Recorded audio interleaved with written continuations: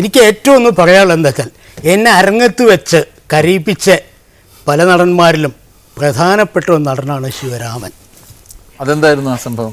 അത് എന്താ ഈ അരങ്ങത്ത് വെച്ച് കരയിപ്പിക്കുക എന്ന് പറഞ്ഞില്ലേ, ശിവരാമൻ്റെ ചില കഥാപാത്രങ്ങൾ, രണ്ടാം ദിവസം ദമയന്തി, കുന്തി, ഇതൊക്കെ അരങ്ങത്ത് വന്ന് ആ നളനും ദമയന്തിയായിട്ടുള്ള വേർപാട് ഞാൻ എൻ്റെ കഥകളി സംഗീതത്തിനെ പറ്റിയിട്ട് ഞാൻ മനസ്സിലാക്കി പാടാൻ തുടങ്ങിയ കാലം മുതൽക്ക് കൃഷ്ണനായരും ശിവരാമനുമായിട്ട് അനവധി രംഗങ്ങൾ രണ്ടാം ദിവസം പാടിയിട്ടുണ്ട്.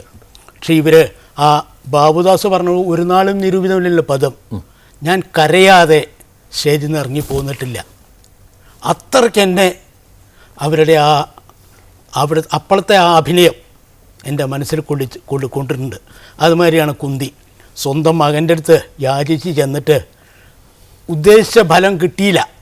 അപ്പോൾ ആ അമ്മയ്ക്കുണ്ടാകാവുന്നൊരു സങ്കടമുണ്ടല്ലോ, ഇത് ശിവരാമൻ അരങ്ങത്ത് വന്നിട്ട് അത് ശ്രദ്ധിച്ച് പിന്നിൽ നിൽക്കുന്ന ഒരു പാട്ടുകാരനെ മനസ്സിലാക്കാൻ കഴിയുള്ളൂ. സ്റ്റേജിൽ വെച്ച് വഴക്ക് പറഞ്ഞിട്ടൊന്നുമല്ല. ആ പെട്ടെന്ന് വരുമ്പോൾ ആൾക്കാരെങ്കിലും ധരിക്കുക ഇത്രയും അല്ല ഞാൻ പറഞ്ഞത്. മറ്റതൊക്കെ ഓരോരുത്തർ കാണിക്കുന്നുണ്ട്. ഇപ്പോൾ ശിവരാമൻ്റെ ചില പ്രത്യേകതകൾ ഞാൻ പറയുമ്പോൾ, ഇപ്പോൾ കുന്തി കർണനെ പെട്ടിയിലാക്കിയിട്ട് ഒഴിക്കുന്നുണ്ടല്ലോ, ഒരമ്മയ്ക്കും താങ്ങാൻ പറ്റാത്തൊരു സന്ദർഭമാണ് അവിടെ അല്ലേ. സ്വന്തം കുട്ടിയെ അപമാനം സഹിക്കാൻ വയ്യാണ്ട് പെട്ടിയിലാക്കിയിട്ട് പുഴയിൽ ഒഴിക്കൂല. ഒരമ്മയ്ക്ക് 10 മാസം നൊന്ത് പ്രസവിച്ചൊരു അമ്മയ്ക്ക് പറ്റുമോ? അത് ശിവരാമൻ്റെ കുന്തി മാത്രം പെട്ടിയിലാക്കിയിട്ട് പുഴയിക്കാണ്ട് വെക്കും. പിന്നെ ശിവരാമൻ ആ ഭാഗത്തേക്ക് തിരിഞ്ഞു നോക്കാറില്ല. അവിടെ എന്താ നടക്കണത്?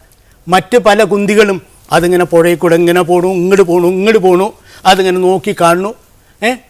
ഒരമ്മയ്ക്ക് നോക്കാൻ പറ്റില്ല. ഇങ്ങനെയുള്ള പല വികാരങ്ങളും നമുക്ക് മനസ്സിലിങ്ങനെ കൊണ്ടുകൊണ്ട് നിൽക്കുന്നത് ഈ ശിവരാമൻ